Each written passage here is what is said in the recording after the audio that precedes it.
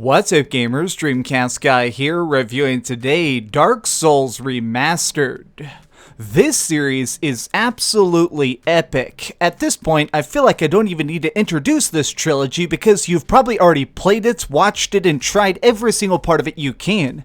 But let's talk about the original because the first Dark Souls is very much overlooked. While at this point, we've already gotten Dark Souls 2 and 3 coming to modern consoles, the original was left in the past. Originally released in 2011, it was one that was extremely groundbreaking for its time, but never really kind of came back in a big way. Well, now at last we're getting another crack at this adventure, but with some minor tweaks that really improve the overall experience. So what is this? Dark Souls Remaster is a very light reworking of the original game. It has some sprucing up of graphics, a couple extra textures, and some nice touches to the lighting system, but this is, at its heart, the exact same game. I almost think that the word remaster may be a bit strong, just because almost every part of this looks, plays, and feels exactly like it did all those years ago. The biggest difference is they've upped the frame rate, making every single part of this buttery smooth.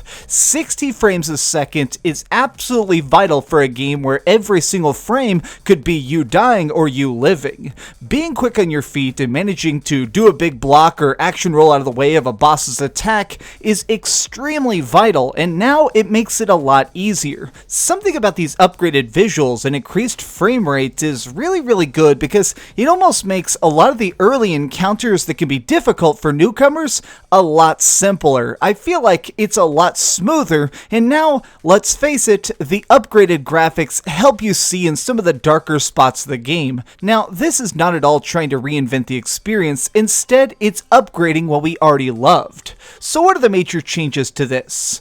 The only real thing that feels completely different is that they've completely overhauled how the multiplayer works, making it where you can now have 6 people in multiplayer instead of just 4, and they've put in the multiplayer system of Dark Souls 3, making it where you can summon your friends with a password. Now, that's not a giant change, but it's something that was very badly needed, and I really like it because even during the course of this review, when I got stuck on a boss, it was nice to be able to pull a ton of my friends into a fight to just freaking decimate one enemy. Now, I want to say something real quick, which is that this game is something that I feel like a lot of people are probably going to have forgotten. If you've played Dark Souls 2 and 3, you're probably used to the games having that system of constantly winding back and forth, going into dungeons, unlocking shortcuts, going to bonfires over and over again to slowly upgrade yourself and get ready for that next giant boss.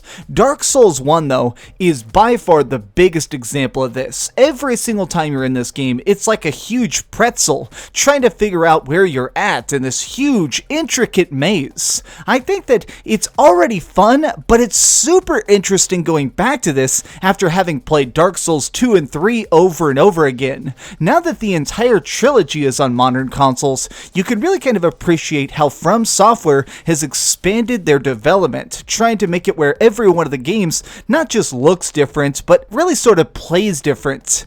The original Dark Souls, now that it's been remastered, is a great time capsule of what early action RPGs were like. I do want to talk a little bit more about the gameplay because this is something that kind of caught me off guard personally because I haven't tried this in so long.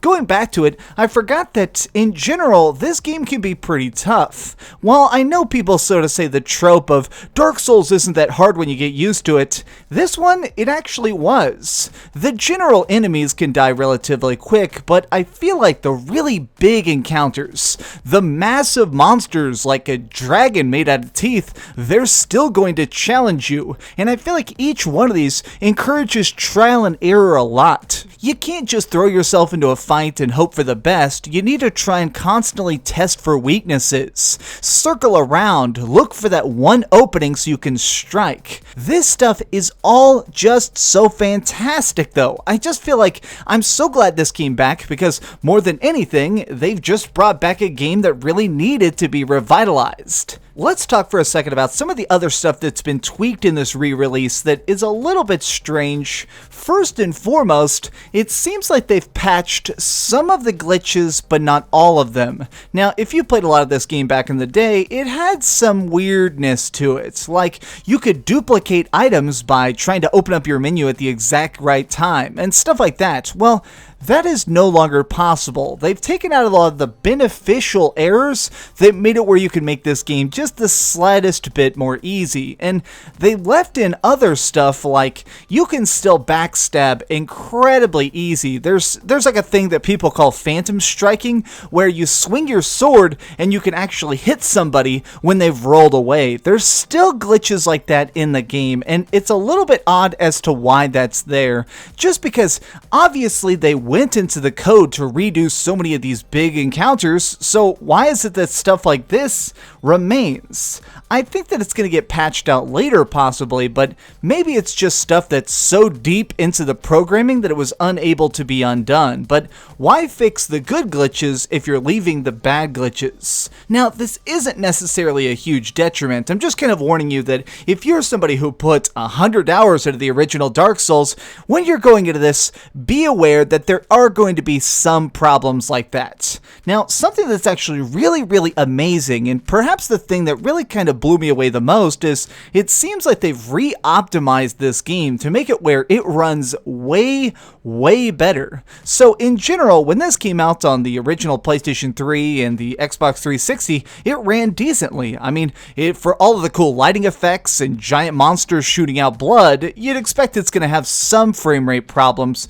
but at times it would get downright awful, making it where certain zones like Blighttown would turn into a slideshow. This has been completely repaired, and I cannot overstate how awesome that is. Certain spots were so annoying to me back in the day because my screen would end up freezing and getting me killed when I knew I was good enough to take out a particular enemy. But now, that's never happened. Every single part of this is so good. They made even the weird parts where you'd have a random arrow hit a box and the frame rate just stutters for a second as it tries to register that.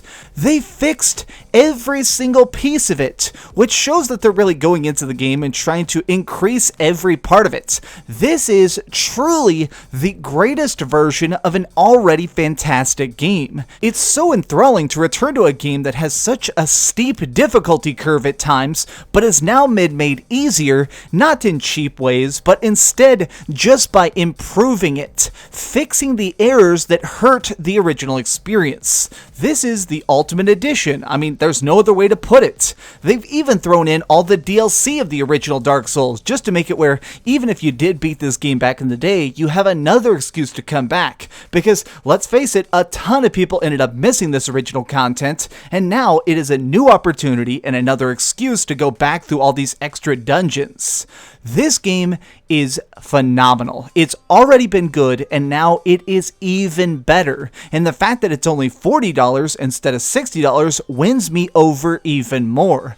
I love this game from start to finish. I just gotta say, in general, it makes me hopeful for the future of Dark Souls, because this game just makes some great tweaks to make it where fans like me, who have played a bunch of the later games, can come back to the original and see that the entire trilogy holds up. It makes me crave so badly that we finally get a Demon Souls Remastered next, just so we can see the original first game in all of its glory. Or at the very least, give us new, giant stuff in the future with a Dark Souls 4. But that's just kind of what happens with this game, is it's so freaking fun, you can't help but get hyped to not just play it, but to look forward for the future of what you could possibly be playing next.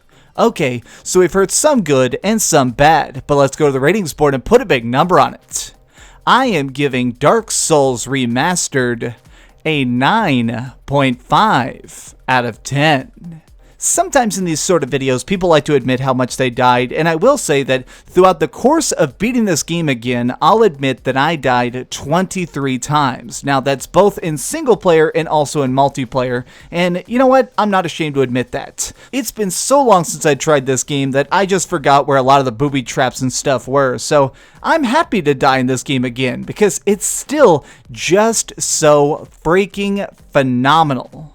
Thanks so much for watching, gamers. This has been DreamcastGuy with another review. If you enjoyed this video, please give it a thumbs up, share with your friends, and subscribe if you haven't already. But do me the biggest favor of all and keep dreaming.